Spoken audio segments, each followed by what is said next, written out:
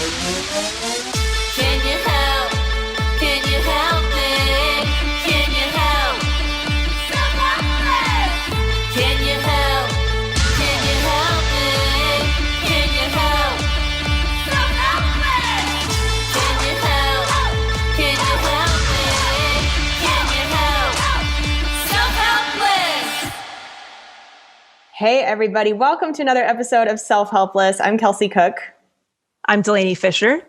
And today we're going to be doing an episode talking about living a more public life. And we touched on it a little bit toward the end of last episode about the recent Britney Spears documentary, but that really sparked a discussion between me and Delaney talking about what that looks like for people who are, ultra mega famous, but also people now becoming social media influencers and us as podcast hosts and comedians, when you try to have a public life, the good and bad things that come with that. So we're going to talk about all kinds of things involving that today. And we have a quotable. This was submitted by our helpster, Joseph. So thank you so much for submitting this. It says, "Tough times don't last, tough people do." Ooh. Oh, Joseph. Joseph. Nice. Coming in hot. I like it. I like that very much, especially for the past year, right? Of pandemic, of everything. It's good to be reminded that tough times don't last forever, but that we're trying our best. Mm-hmm, absolutely. And if you want to submit your own quote to the show, you can check out our Patreon at patreon.com/selfhelpless. So, Kelsey Cook, I have a few questions I would like to ask you. I mean, this is something that we've really been discussing a lot privately the last probably year and a half or so, I would say. And it's consistently got, more and more kind of, a topic of our conversations. And I would just love to know, I don't think I've ever really asked you these questions before, but what have you learned from going from not being a public figure to now being a public figure? What does that experience look like for you? And what has been like the biggest takeaway? I think one of the things I've struggled with is learning how to still connect with people in a way that where I'm being vulnerable.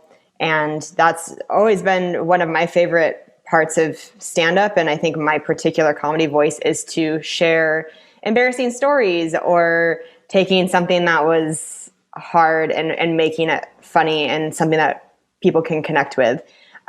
Learning that if you are going to be really vulnerable and really open, that sometimes, depending on what platform it is you're sharing that it's the internet. It'll be up there potentially forever, and millions of people can listen to it. So I think that's been a big thing for me, is learning how can I continue to feel like myself, share things that are vulnerable, but share things that I'm comfortable with more than just like close friends knowing. Or in our mind, I know when we started the podcast, we didn't picture that it was going to have as many listeners as it does now. But particularly when I go on somebody else's podcast, something like my episodes that I've done on Dr. Drew's podcast, right? I was so excited to do that show and had such a great time doing it. But in the moment, you can feel just comfortable, like, oh, you're just having this conversation with somebody. And I don't regret anything I said on there, but it's like, it's a sex podcast. You get really intimate and you talk about some really personal things. And I was performing at Spokane Comedy Club over the weekend, and I had a guy come up and say something like, "It's just so crazy to finally meet you in person, because I've listened to you for so long on other podcasts, and especially like on Dr. Drew, it's weird to see you up there and be like, oh wow, I know so much about her." And it's, and I know it's like the thing that he's talking about specifically, if he's talking about Dr. Drew, is again, very intimate sexual details. And it's easy in the moment to talk about it. And then it's a little weird when you realize that so many people can hear these things and then just come bring it up with you in person. Mm-hmm. Absolutely. I completely agree. Like that's been the biggest component for me too, is like, how do you share enough where people are finding it valuable, but not sharing so much that it's kind of at the detriment to your own mental health and, and well-being, that contributes to a lot of anxiety and stuff. And it's just this weird thing because, I you could say like, oh man, if I could go back in time, maybe I wouldn't have shared as much. Maybe I would have been more private and all that. But to be honest, I think the fact that because we were so open and vulnerable, I think that's why the show did get such a, relatively large following so quickly. So it's kind of a weird catch-22 experience. Like if somebody asked, like, if I could go back in time, would I change anything? It's like, I don't even know if I'd be in this position talking about living in the public eye if we hadn't kind of been so vulnerable. You know what I mean? Well, I think vulnerability gets rewarded, but at what cost? Right. And that's when you have to start to balance, weigh that out and decide, okay, maybe doing whatever podcast and being really vulnerable might get me a certain amount of new followers, but what if my family listens to that? Mm-hmm. And I have had that happen in the past couple of years, doing some bigger podcasts and realizing that my certain family members aren't as like living under a rock as I thought. They're more technologically savvy than I realized, and they've listened to things. And then it's like, oh, now that's uncomfortable, and I have to deal with that or whatever. Yeah. And I also, not only do I think vulnerability is rewarded in a lot of ways in this business, but the way that social media platforms have evolved, they've started to add so many things like, Instagram stories, or I know they have a feature like that on YouTube as well, but it's kind of this rise in popularity of the vlog, where it's not just, hey, I'm going to produce this content that's really curated and controlled. It's like, no, hey, we have this new feature called Stories where you just show your life. Mm-hmm. And that can make people feel really connected to you really quickly, and you're kind of bringing them into your world, but you're bringing them into your world. And it's like, how much do you want people in there? And how, Absolutely. Yeah. I mean, obviously we've got a lot to talk. I feel like I could just keep going. I know so much. Basically, yeah, this question obviously could be the whole episode, but exactly. It's based, we're going to touch on this a lot. The biggest takeaway for me, which I know we're going to get into a lot more detail, is that what have I learned from having a very private life and whatever persona, I don't know, to now being more in the public sphere, is that it was so easy to make assumptions about people when I was never on the receiving end of that shit. It was so easy to see somebody, a public figure, a celebrity actor, whatever, and just say shit and not think about that person in any way. And now that I've experienced that, I will never be doing that stuff. That is the biggest takeaway for me, is that I do not know these people. I don't know any of these people in the public sphere personally. And that is my biggest learning lesson, because I used to be somebody who made a lot of assumptions. So that's actually been a big change for me. Another question I have for you: how would you respond to the people who say that public figures signed up for this life? They signed up for their life to be public, and they knew what they were getting themselves into, so they should just kind of stop complaining about it, basically. I certainly don't agree with that, but I just think that when you boil it down, for a lot of people who've taken on this this career path that is more public, a lot of it in the beginning is people following their dreams. Mm-hmm. When I started stand-up, you're not thinking about, especially like 11 years ago when social media wasn't quite as big, you're not thinking about what that actually looks like if you do find success in it. You're just thinking like, oh, I feel so alive when I do this thing, and this feels like what I'm supposed to do with my life. And it would be wrong to not. Like, we say all the time on the show, I think the worst ways you could live your life is not pursuing the gifts that you've been given and pursuing your true passion, right? That is like the whole basis of the book, The Artist's Way. Mm-hmm. So I don't think that just because that's a part of your job and that there are hardships that you don't get to be upset about those things. It's not that black and white. There's totally gray area with it. So there's a great quote by Lady Gaga where she says, fame is a prison. Mm. And man, yeah, like I can't even imagine at her level what sort of a prison that feels like, but we'll be talking about the Britney Spears documentary more in depth later in the episode. And yeah, what a prison that is. Absolutely. And I would say, yes, there's a certain knowing that you are pursuing something that might put you in the public space. But I think especially in the beginning, like you don't know what you don't know. It's like once you get there, your eyes are open to a lot of stuff that you didn't fully understand until you actually arrived at that point.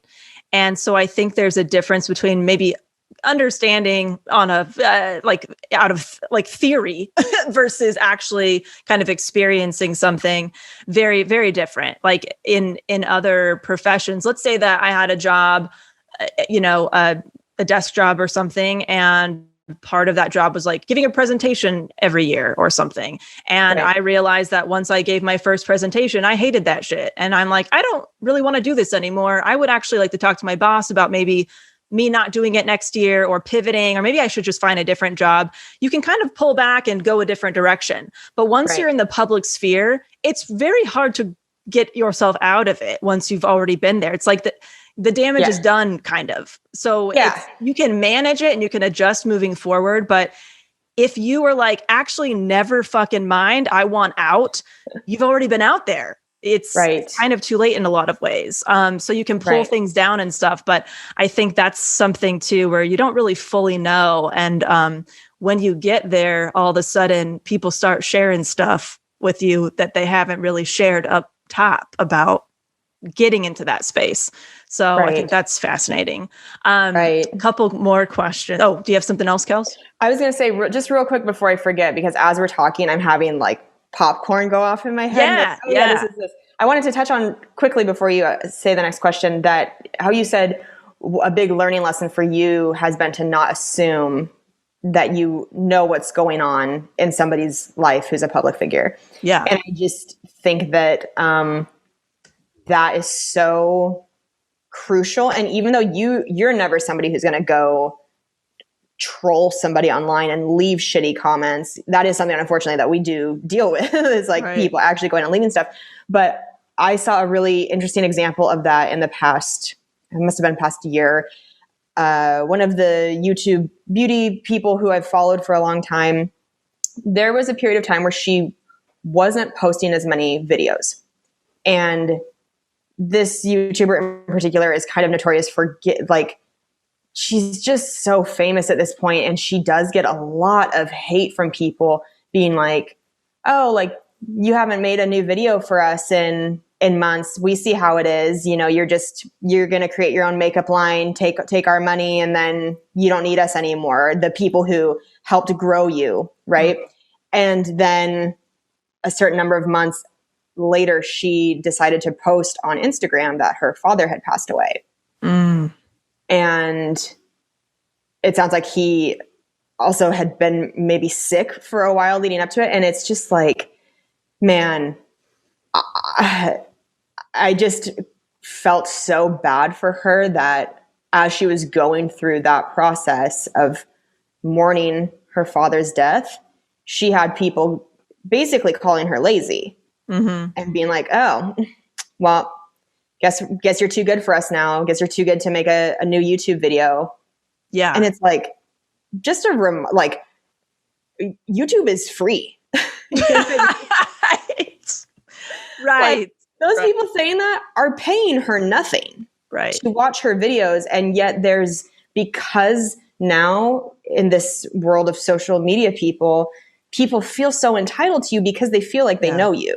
Yes. It's so different than an actor in a movie. It's somebody playing themselves, coming on camera, doing their makeup, letting you into their world. And boy, and she's somebody who's been so public. She really does do a lot of that vlog lifestyle that makes you feel like you know what's going on. And then she decided to be private, fucking understandably, about one of the most horrific things that you could go through as a human being.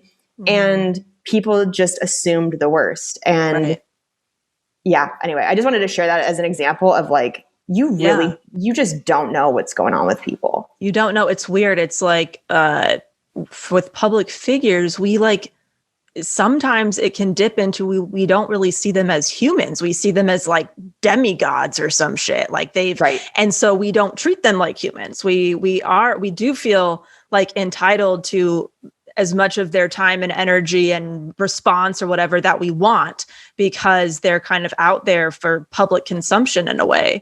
And so, and then of course, social media adds this accessibility. So it's so easy to send that message. And then it's so easy to get mad when they don't respond to that message and make assumptions about why didn't they respond, you know? So it's just it's weird because you think you know people, but you're seeing 1% of them. You're seeing 1% of their lives that they're choosing to show out there, put out there, whether it's positive or negative. You're just seeing a sliver of their life. So where do you think the desire comes from as a society for people to want to spread negative information about other people? Where do you think that kind of comes from?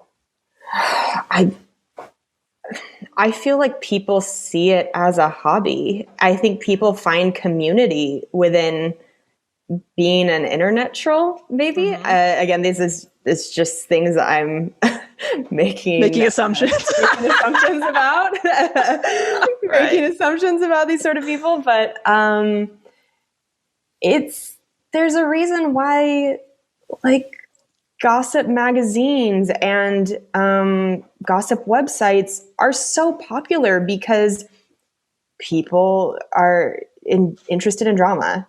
It's a human nature. I mean, I know we all like, of course, like you're interested in what's going on because it seems fascinating and exciting and dramatic and whatever. But unfortunately, I think a lot of it, when it's malicious, comes from a place of somebody who is not happy in their own lives or in their own life and wants to see other people not doing well. Right. And again, I use a lot of YouTube beauty examples because it's something I consume a lot. I watch a lot of YouTube beauty videos, and I was so surprised. I saw a different girl I watched talk the other day about the amount of hate she gets, but that before she became famous on YouTube and she was not in a great place in life, she said that she used to troll people's videos.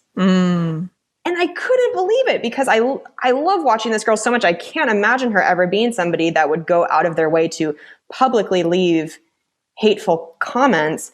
Right. But it was interesting that she's coming at it from a perspective now of like, look, I've been on both sides. Yeah, I used to do that. And you know why I did that? Because I was so unhappy. I was so miserable with my life. And it felt like I was getting some sort of power by trying to kind of make somebody feel bad about themselves. And how do you feel about it? Yeah, I would say, of course, it's entertainment. It's escapism from your own life. Escapism for sure. Yeah. And it totally is. I think at that point when you are really trying to hurt, when the point of your action, like you are trying to hurt somebody, it's destructive criticism. It's not constructive criticism. You are just trying to hurt their feelings. I think that is just deep-rooted fear and insecurity. And it's so much easier to criticize people who are taking action in their lives than it is to admit that you probably don't have the courage to do the same in your own life. And there's some certain things that you really want to change, but you're too scared to. And I say that with compassion, because I think we have all been an internet troll in some way. Well, even if it's not leaving a comment on a YouTube video, we have acted out of that pain, whether it's saying something mean about somebody behind their back or in our heads or whatever. We all know what that feels like. We all know where that comes from. So when I see mean comments that people are leaving, it doesn't make me say, oh God, I really suck. It makes me feel bad for that person because I know that's coming from pain. And so, Right. I also know, it's, our brains are trained to look for negative things. Our brains are not trained to look for positive and focus on positive. We got to focus on negative shit to keep us surviving, right? That's a survival tactic. Where's the negative so we can problem solve and we can save our lives? So I think it makes sense that we are wired to focus on the negative, talk about the negative stuff at the water cooler at work and all of that. Right. So yeah, I think it's a mix of those things. The last question I have for you up top, Kels, would you do anything differently knowing what you know now as a public figure if you could go back? I know we touched on this a little bit, but I don't think I really asked you for yourself.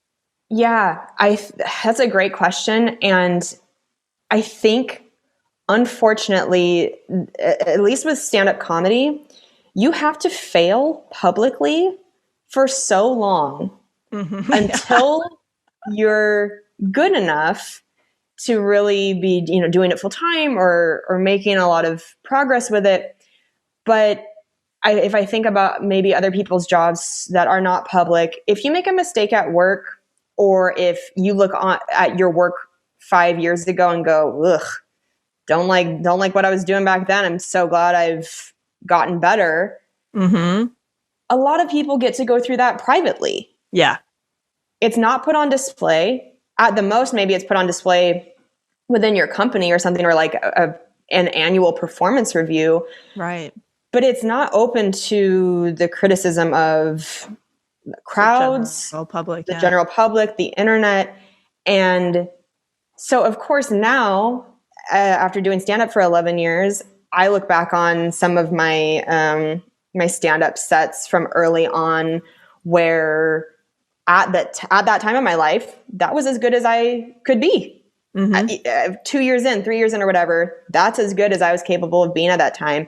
And you're told, like, you have to post it. You have to post it online. You have to get followers. You have to make content. And of course, I don't like any of those videos now. I look back and I'm like, oh God, like what a dumb joke, or like, all the ways that you're so hard on yourself.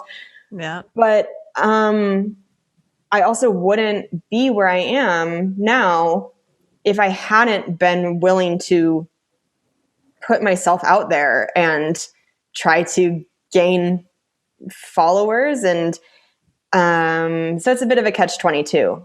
I don't like a lot of old videos and stuff like that because I've gotten better as a comedian, but I think you have to just start. You have to give yourself permission to start somewhere. Absolutely. Yes, I would say I'm so happy with where I am now. And obviously everything I did got me to this point. So if I went back and changed something, I could have a totally different life. And I would really not want that. I really like where I'm at. But yeah, there's certain things that I wish kind of wasn't out there for sure. I'm like, maybe if that disappeared, that wouldn't really change my whole life too much. Just old videos and stuff like that I have no control over getting taken down and stuff. But yeah, that I absolutely understand how that feels. Yeah. I wanted to talk a little bit about safety and privacy and that sort of a thing in terms of being a public figure, that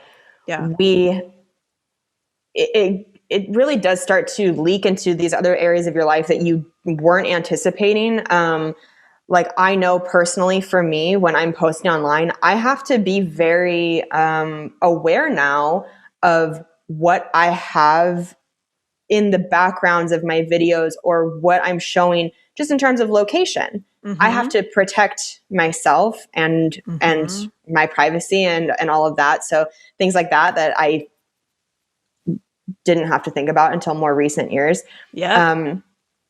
But also I think particularly as a female performer, you have to deal with this other layer of awareness and safety that sometimes male performers don't. I understand that, especially if you get to a certain level of fame, regardless of gender, you have to be safe and careful. But Gary Vee, who we've talked about a little bit on the show before. If you don't know, he's very famous motivational speaker, life coach. And he posted something on Instagram that was to the effect of like, you have to engage with your followers. You should be responding to every comment on your videos. You should be basically answering all of your DMs. You should be having one-on-one. You should like create relationships. No. And it's like, that is so no thanks. Only through a male lens in that situation where it's like, and a workaholic. I get DMs every day, and a fair amount of them are from people who, based on what they're saying, I can tell who are not people I should engage with in any way, because they are looking for something from me that is not safe, and it's not something I'm interested in. It's not an interaction that I am looking to encourage, right? Mm-hmm. And so it's hard because it's that, unfortunately, double standard a little bit of, if I was a guy, maybe I could be interacting with more fans and just creating more of that, like, oh yeah, I got a message from that person. Now I'm excited to go see their show and all of that. Maybe more investment from fans in terms of just wanting to follow along with whatever your career journey is. But I have to be really careful about who I respond to a comment, even a comment. Even if I like a comment that's like super sexual, if I like that, that's sending that person a message that I want them to continue that, or I'm interested in that. And that to me, him saying that seemed so short-sighted or just very limited in who that applies to, I guess. Absolutely. And you mentioned, being very aware of your location and the backgrounds of stuff. I remember when it hit me that I wasn't able to post Instagram stories in real time about where I was or anything, where I would have to wait a day or two and post about something that I was already gone from, like I had left the location. And I am not famous. I didn't have a shit ton of followers or anything. I'm not even at that level. And I still had to keep that in mind. And so it's just this weird thing where so many people can be a quote unquote public figure now with social media. I had to stop posting pictures with my friends and family because there was things happening with them that I was nervous about. Of course, the whole prank with my dad from back in the day was hilarious, but I'm not talking about that. Right. I was like, go follow him. Oh, right. Anymore, but that was hilarious. But there were other instances and stuff. But I think it's interesting because, and even we've kind of touched on this, is I don't hear enough public figures talking about this, because I think there's an element of fear of being scared to talk about this part of it, the safety part. And you don't want to welcome more of that behavior. You don't want to let anybody know that you might be nervous about something.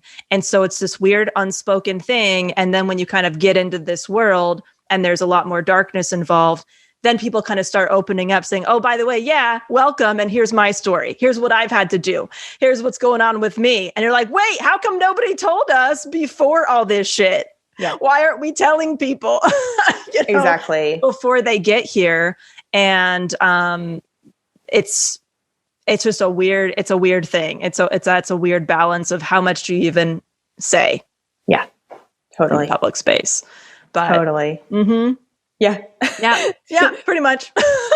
The whole inception of like layers within layers, how we're talking about being aware of what we say on podcasts as I'm talking on our podcast. Right. And you better fucking believe that this entire episode, everything I say, I've been thinking, am I comfortable with this being out there?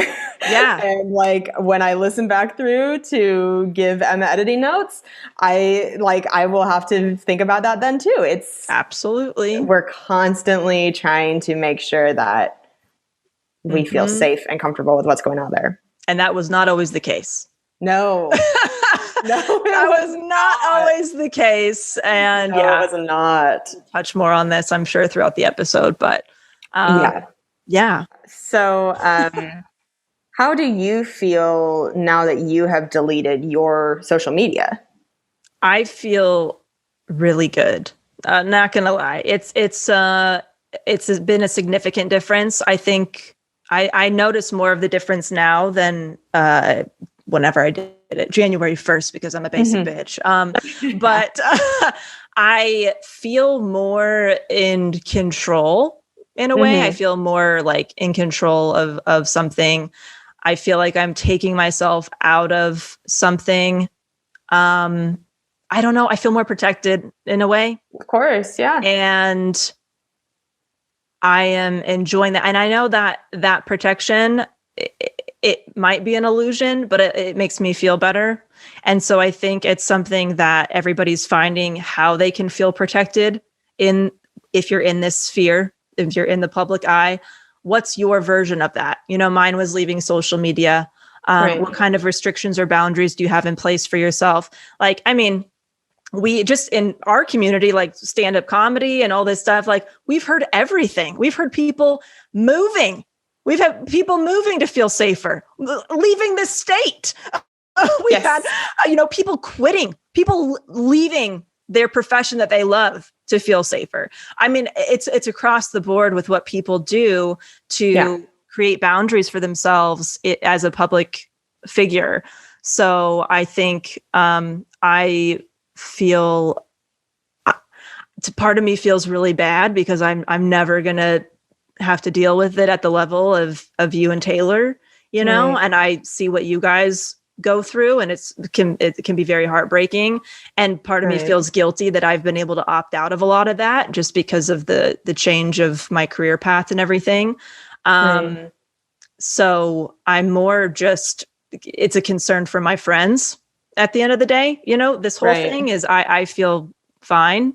But I don't know. I mean, how do you feel knowing that as you build your career, that being on social media and putting yourself out there in a lot of ways is an element of like a tool to get you to these goals that you have, and that it's something that, you kind of have to keep around in a way, or, obviously you don't have to, but that it's going to be easier for your career if you have it. It's fucking terrifying. Yeah. It's the whole, like, we created a monster, that saying, in terms of you look at your social media, and for so long you're just like, I just want it to get bigger and bigger and bigger. And then it gets to a certain point and you go, oh God. Right. What did I do? Now what? Now there's like all these people, and it's like I mentioned before, it's not black and white. There's all this gray area to it where I absolutely love so many parts of being able to connect with a lot of people, and feels so nice both here on the podcast and just on my Instagram, if somebody's a stand-up fan, to get messages that are like, the podcast changed my life, or your stand-up made me feel so much better during a really dark day. Those sort of things. Those are awesome. What a cool thing to get to experience that I wouldn't get to if I wasn't trying to live a more public life. Absolutely. But yeah, it is scary because you feel like you lose control. And like you're saying, you deleting your social media makes you feel more in control. And something, I joke about this with Taylor a lot, where you get to a point where you start posting things, and if you have a certain number of followers, you can almost guarantee that there's going to be a handful of people that take something the wrong way, or are just like, let's be honest, people are fucking weird. Like, some of the things that people think blow my mind, where I'm like, why would you interpret me saying that as that? Or like, people are just so strange sometimes. And not just that, but this is a little bit like what we were talking about before, where people feel so entitled to having access to you. Right. And that girl who I mentioned was getting all this hate for not having posted a YouTube video in a while. Well, meanwhile, she's mourning Grieving, her dad's death, right. grieving. She posted something on Twitter that was like, hey, it seems like my Instagram is down. I just did a post, but it seems like I'm not getting a bunch of engagement. Is anybody else having Instagram problems? And I saw some tweets from people to her being like, oh, that makes so much sense. Like I've been sending you DMs for the past like 2 years and you never respond. So like, but I just sent you one just now and maybe that's why, like, just people who are unwell and unstable and don't understand that this person who has like millions of followers, that just statistically, the chances of them actually seeing that person's message are quite low. Right. And then if they want to open themselves up in that way to respond to the message is a whole other statistic of like the probability is very low. But people genuinely are like, I don't understand why she's not responding to me.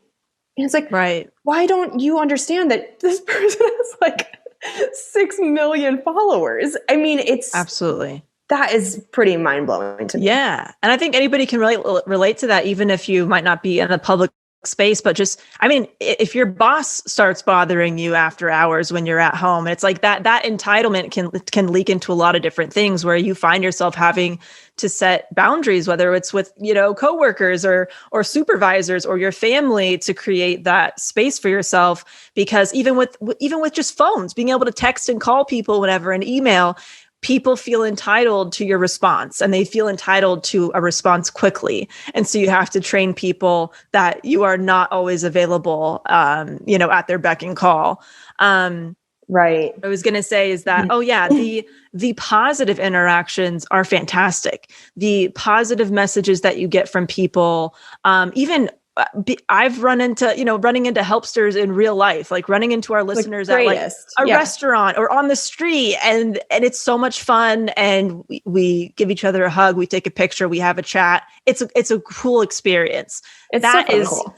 Obviously we don't hug each other. It's COVID right now, but that type of thing is really neat. And that's something that,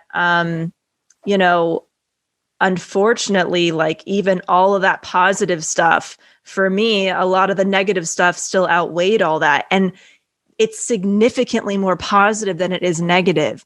But even though the small percent is very negative, some of that small percent is really, really dark. And that is enough to it's enough to say, shit, I really don't want to miss out on these positive interactions, but I feel like I don't have a choice but to block off everything. And that means I'm not going to be seeing the positive stuff either. So that's really tough because, that kind of ruins part of the experience for me, at least as somebody who has some form of public job. But I really value those messages and experiences where people are saying kind things and we're connecting on that level. And it does feel very genuine and authentic because that they know you very well because of listening to you, and they're coming at that with a lot of love. So that's a really neat experience that obviously I would not be having if it weren't for this podcast. Right. God, if only you could apply a filter to your Instagram or whatever, where you only ever see the nice things. And it's right. I do feel like I've gotten so fortunate with the Trumpet Tuesday videos with my dad. I stand by that somehow this thing we've made continues to just be so positive. Like we're so lucky that 99.9% of the comments on these videos are people that are just like having a blast watching them, leaving song requests. And I love jumping into the comment section for those videos because to me, that is a fun way to connect with everybody and be like, oh my God, fucking great song request, adding it to the list. Like I get hyped up about it and I have so much fun. Anyway, there's some stuff obviously want to talk about some celebrities and things they've said, but do you want to kind of get into that portion of it? Totally. Yeah. So We touched on it last episode, the Britney Spears documentary. And to me, one of the most, fascinating parts of watching it was seeing how she started as this just young girl with a dream from a small town. And she exploded onto the scene and into this massive stardom in such a way that like people just kicked the door down into her life. Mm-hmm. Literally. I mean, the scenes of paparazzi following her in swarms.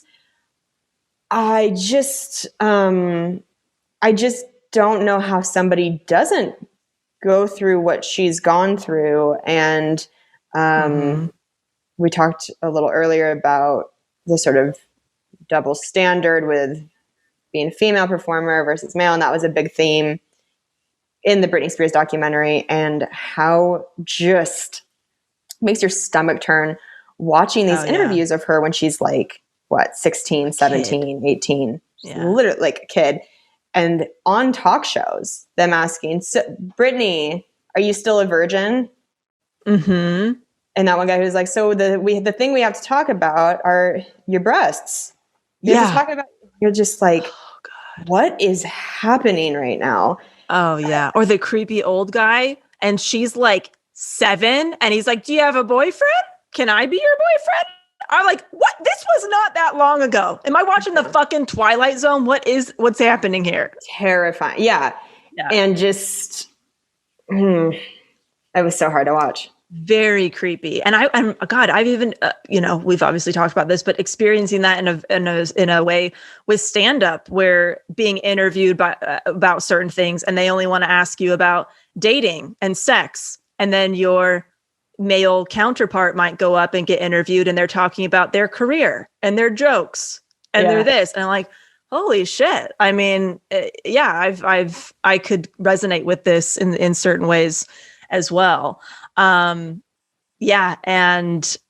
the magazine articles talking about losing her virginity, the game show that was all about, like, was it like Family Feud? What has Britney Spears lost this year? And it's just rattling off a list of things.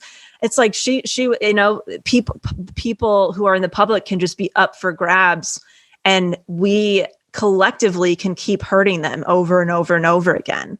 We think we're laughing at like just an easy punchline, and this is somebody's life. This is somebody's like mental health, their well-being. That Family Feud, I completely forgot about that. That is, it seems like it's out of a movie. Like it seems like it's a scene that somebody just made up, because you're like, how could this have actually happened? But yeah, there was an episode of Family Feud, and one of them was, what are the things that Britney's lost? And people are like, her kids, ha ha ha ha, her hair, ha ha, her mind, her sanity. Yeah.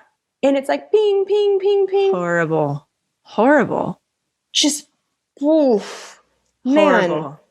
So when you asked the question earlier, like, how do you feel about people who say that when you sign up for a public life, you sign up for everything? It's like, didn't sign up for that. Like, nobody should be treated like that. No. Also, when your life starts getting threatened, or the people that you love, their life starts getting threatened, or your community or something, shit stops being as fun. Shit stops being as fun. And you started off with just a pure love and joy for something, and there was this darkness that you just never asked for, in all of these people's lives.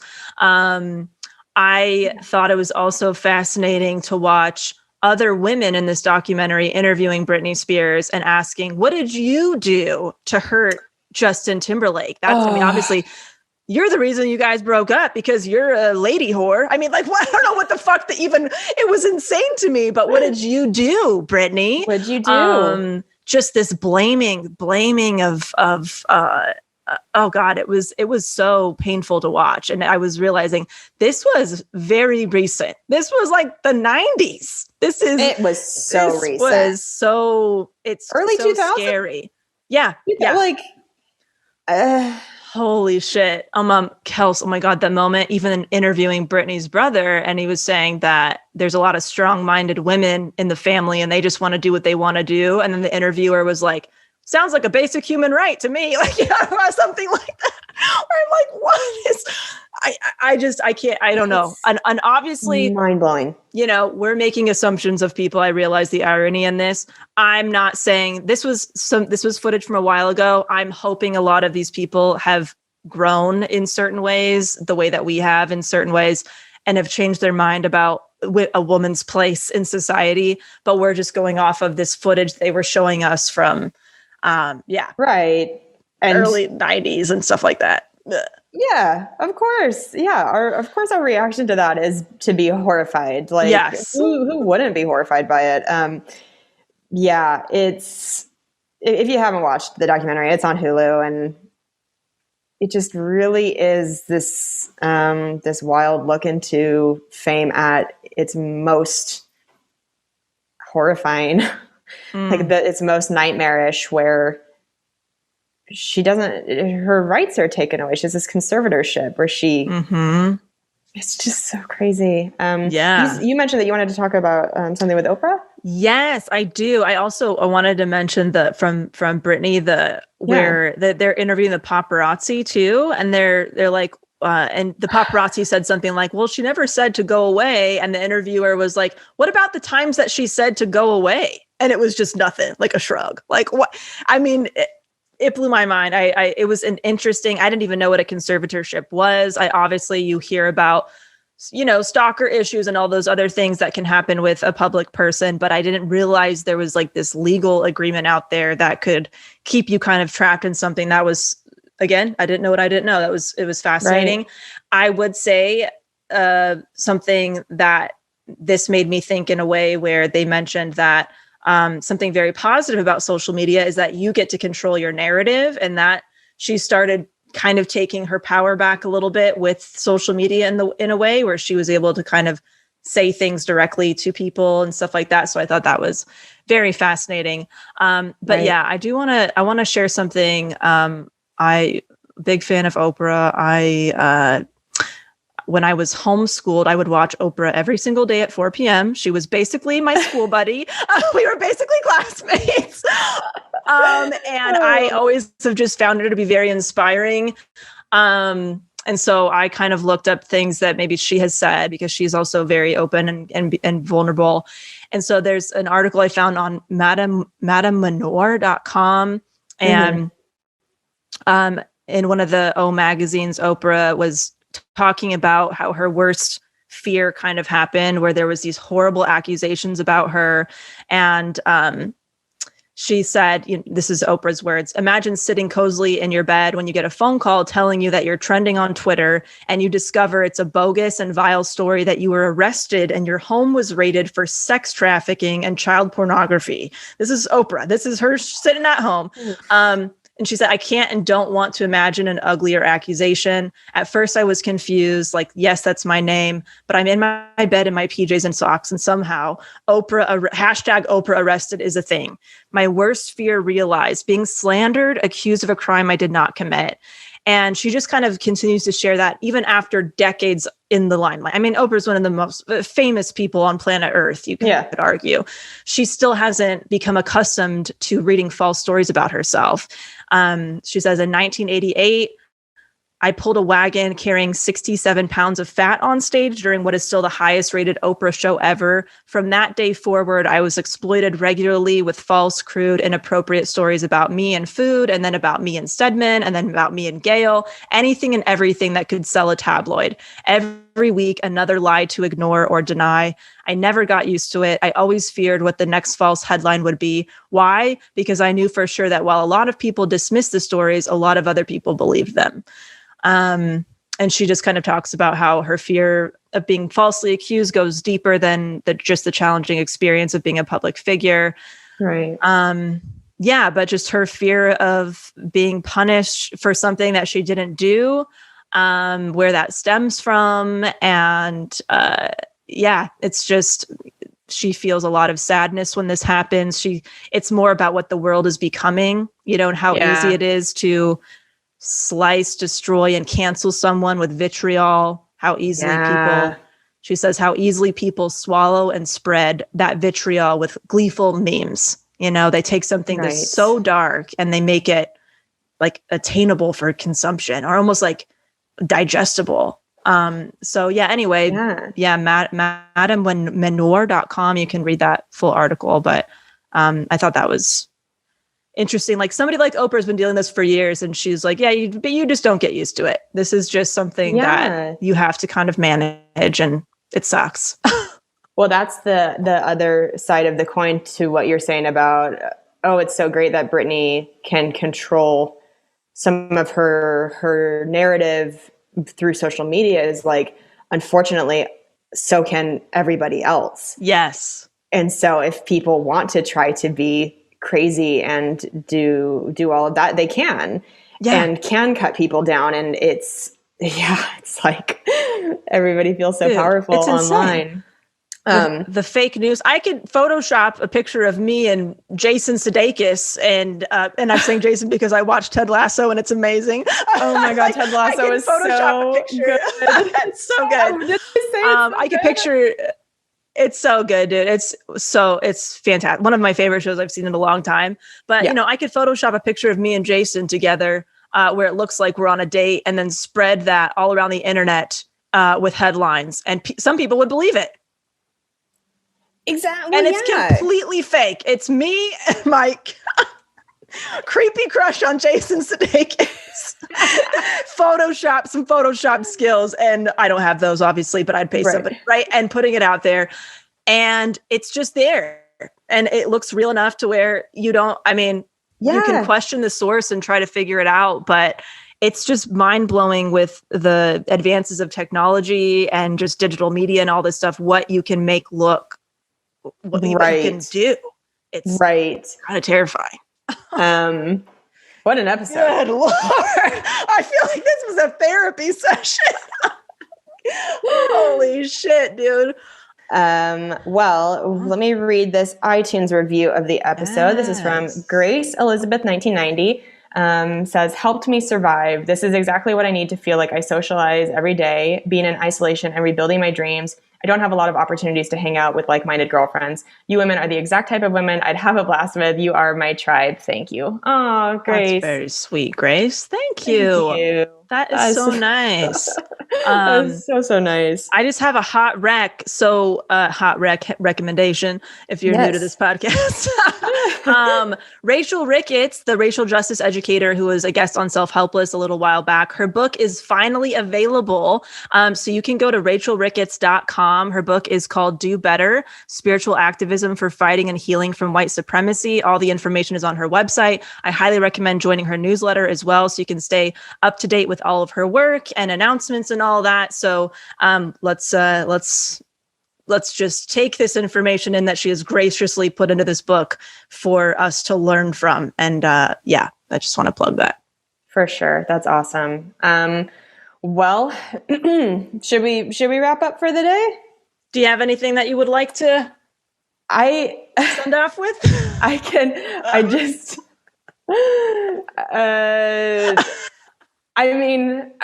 do have segments, but also I'm trying to, we want to do an acupuncture episode soon. And so I don't want to get too into the update I was going to give because I kind of want to save it for the episode. Okay.